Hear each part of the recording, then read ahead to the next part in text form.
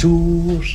Aujourd'hui, je souhaite vous parler d'un livre qui, bien que profondément raciné dans la tradition monastique, offre une réponse puissante aux défis de notre époque.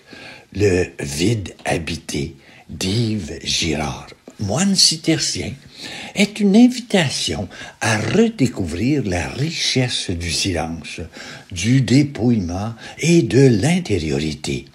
Dans un monde marqué par l'agitation, la surcharge informationnelle et une quête effrénée de sens, ce message résonne avec une pertinence particulière. Notre société est souvent comparée à un tourbillon. Les écrans nous bombardent d'informations, les réseaux sociaux nous poussent à la comparaison permanente et la culture de la performance nous impose un rythme effréné.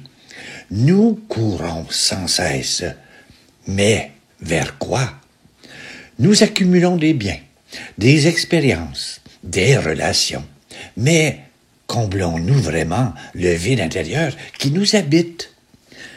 Yves Girard nous propose une autre voie, celle du vide habité. Ce vide n'est pas un néant terrifiant, mais un espace sacré où Dieu se révèle. C'est un lieu de ressourcement où nous pouvons nous reconnecter à nous-mêmes, aux autres et à Dieu. Dans un monde qui valorise le plein d'activités, plein de possessions, plein de bruit, le vide habité nous rappelle que c'est souvent dans le dépouillement que nous trouvons la plénitude. Prenons un exemple concret. La dépendance aux écrans. Combien d'entre nous passons des heures chaque jour scotchés à nos smartphones, à scroller sans fin sur les réseaux sociaux, à consommer du contenu sans réellement nous nourrir? Cette surcharge numérique crée un bruit intérieur qui étouffe notre capacité à réfléchir, à ressentir, à prier. Le vide habité nous invite à atteindre nos écrans, c'est-à-dire éteindre nos écrans, à faire silence et à retrouver une présence à nous-mêmes et aux autres. Un autre exemple, la crise écologique. Notre société de consommation, fondée sur l'accumulation et l'exploitation des ressources, a conduit à une destruction sans précédent de notre planète.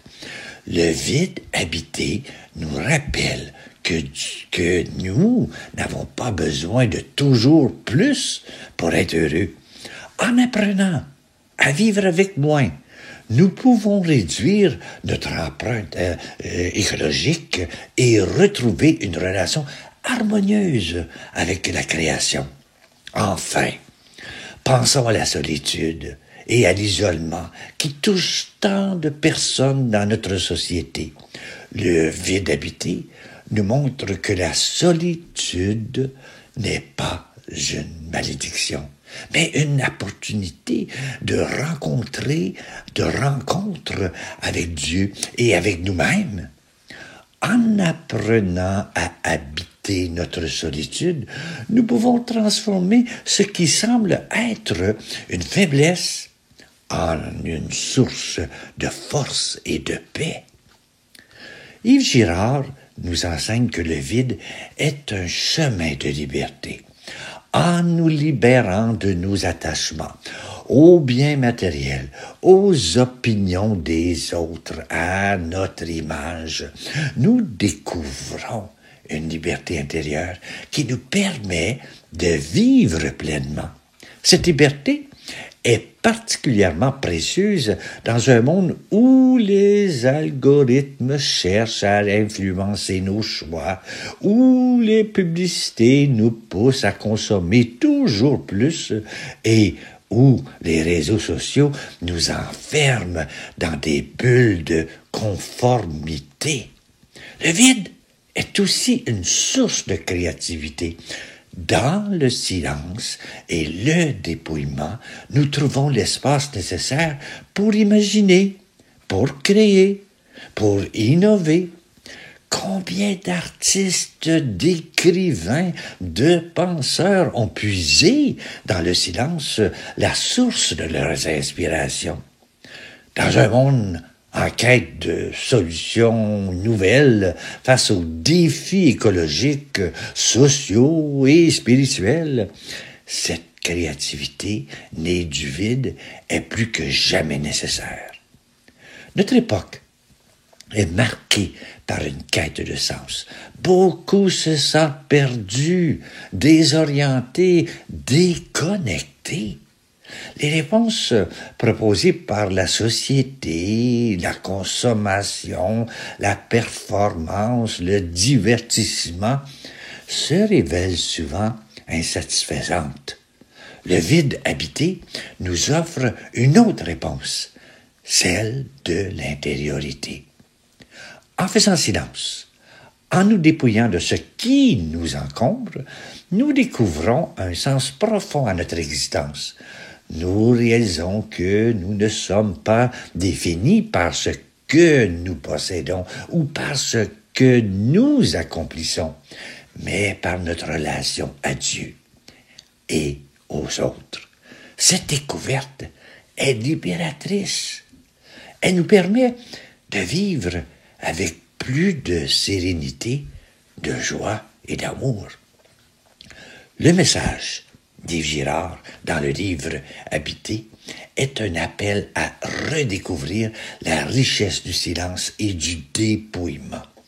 Il nous invite à faire de notre vie un espace habité par l'essentiel, à cultiver une intériorité qui nous permet de vivre en harmonie avec nous-mêmes, avec les autres et avec Dieu. Dans un monde souvent bruyant et agité, ce message est une bouffée d'air frais et nous rappelle que le vide n'est pas à craindre, mais à accueillir comme un don, comme une opportunité de renouveau et de transformation. Alors, osons faire silence, osons habiter le vide, et dans ce vide, découvrons la présence aimante de Dieu, qui nous atteint pour nous combler de sa paix et de sa joie. Achetez le livre, ça vaut la peine. Et voilà, voici une petite prière que j'ai composée. Seigneur, dans le silence de ce moment, je viens à toi pour habiter le vide. Ce vide n'est pas une absence, mais une absence sacrée où tu te révèles. Apprends-moi à accueillir ce silence, à y trouver ta présence et à me laisser transformer par ton amour. Dans ce vide habité, remplis-moi de ta paix, de ta lumière et de ta joie. Que ce silence soit une offrande, un dialogue intime avec toi et un écho de ta présence éternelle. Amen. Bonne journée à toi.